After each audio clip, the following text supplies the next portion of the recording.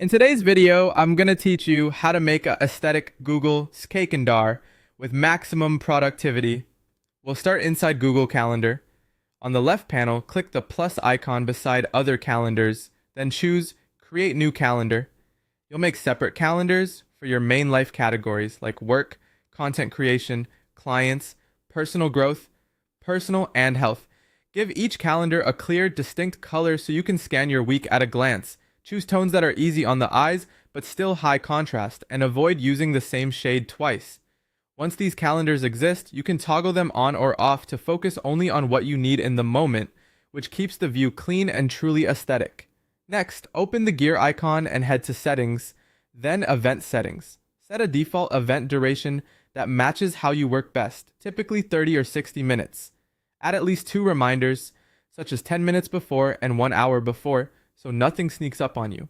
Choose whether you want pop-up notifications or email. Pop-ups tend to be faster for time-sensitive work. Now time block your day. Instead of a long to-do list, create calendar events for your most important blocks. For example, 8:00 9 o'clock a.m. for admin tasks, 9 o'clock 11 o'clock a.m. for deep work, 1 o'clock 2 o'clock p.m. for client calls, and 4 o'clock 5 p.m. for content creation.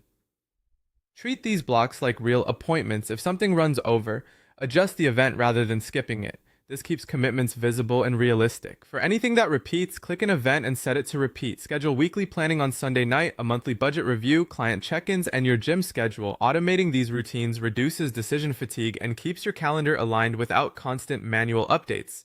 Protect your focus. Use focus time to automatically block meetings during deep work windows. Mark out of office for times you're unavailable, so invites are declined politely. Turn on tasks integration to surface quick to-dos directly on your calendar, keeping action items anchored to time. Make sure everything is synced.